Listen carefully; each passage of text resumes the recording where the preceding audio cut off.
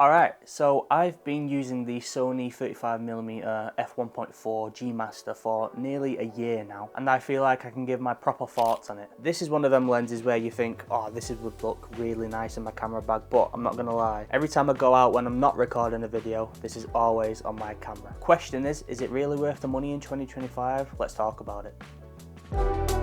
So first off, let's talk about the build quality of the 35 G Master. This lens weighs in around 524 grams. And this is a really big deal for me because I don't want a big chunky lens while I'm just walking around the streets or, you know, going on a hike, like a 70-200. Granted, the newer ones don't weigh as much, but this is dead light with my Sony a7 IV, so it works really well. And when I'm having it on my camera strap and I don't want it digging or weighing down, I'm breaking my back. And even though it's a G Master lens, it's pretty compact and it balances really well with my Sony a7 IV. Another thing that is really interesting to me that I've never used really before until I got this lens was the aperture ring. I think that's really helpful. But overall, the aperture ring just makes it dead easy and quicker to obviously change your f-stop.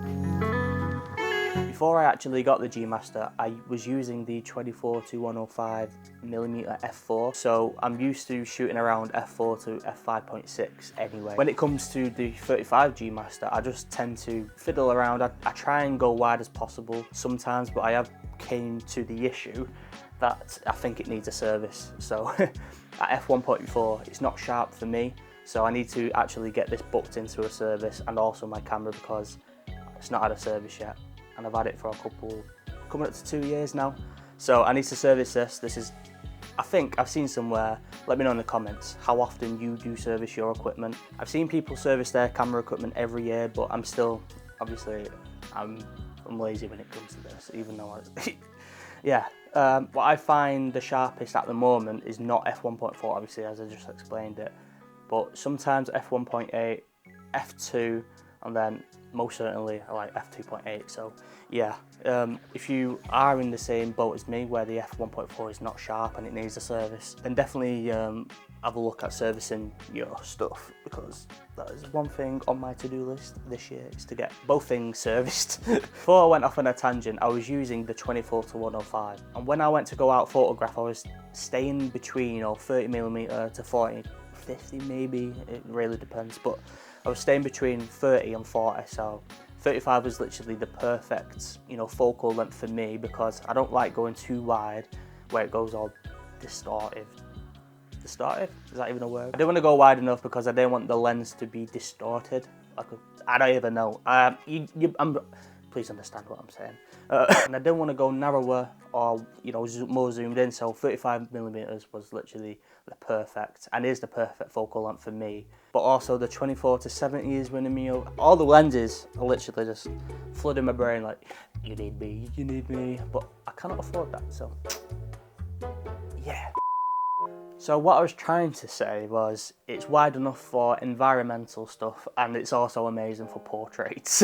I also don't feel restricted with it, and I think that's why I end up using it so much. It's one of them lenses where, you know, when you go out, go take photos, and you don't question yourself, is this the right lens? It's literally, it just works for most things. So going back to what I was saying before about the f1.4 not being sharp, I've seen pictures and reviews of people actually having a working f1.4 lens that has been served properly. And the bokeh is just perfect, it's buttery smooth. Hopefully that will win you over. Even at, you know, even below f4, you can isolate a subject pretty much. Even at f4, you know, if you're close enough, like I'm shooting this at 24mm, and hopefully not much of the background is in focus.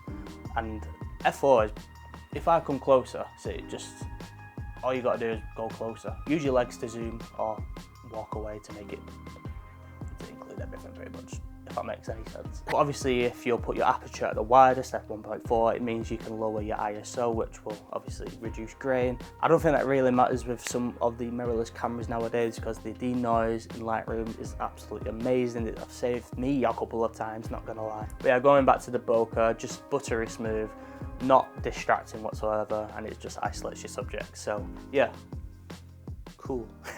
That's the bokeh.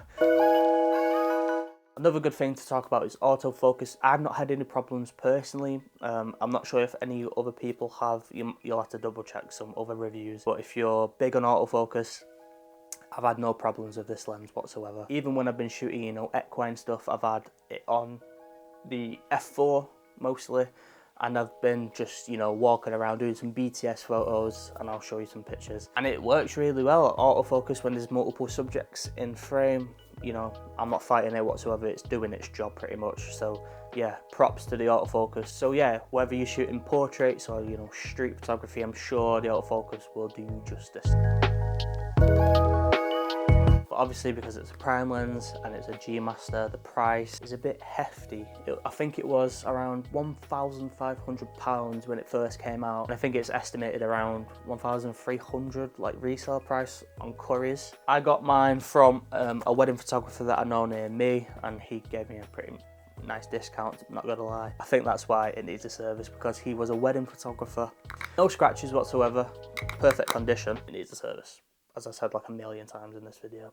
Obviously, if you are just starting out, it's a really, really big investment. There are other 35mm lenses from other brands that are definitely worth checking out. But obviously, if you do shoot a lot and this is your full-time job, then definitely recommend it. It's a perfect lens if you like going 35mm. I think it's perfect for portraits. I'll try and show some examples on screen now that I've shot and other photographers have also shot, and obviously some of my landscape shots as well. But if you want something that is constantly reliable, then I think it's totally worth it. Okay, so I'll just run through some 35mm lenses that you might be interested in. So you got the Sigma 35mm f1.4 DGN DN Art. That's also a popular choice. I've seen many people use that. You've also got the Tamron 35mm, which is f2.8. That's the DI3, but obviously with the f2.8 you are sacrificing that f1.4, but I don't think that would make a difference unless you just want that wider aperture, obviously if you're shooting dark areas or at night time. But f2.8 is still wide and it'll be perfect throughout the day. I do also think them lenses match sharpness just a little bit less from the obviously the native lenses themselves, but I must say the rendering and the autofocus might not just be the same as the G Master lens. So, is the 35mm G Master lens worth it? For me, 100%. 100%. It's easily one of my most used lenses, and I've got two. One for video or vlogging, and then one for actual photography itself. And I'm not scared to shy away from that. I wish I had more, you know. You gotta work with what you got, and I'm dead happy with the lenses I have got.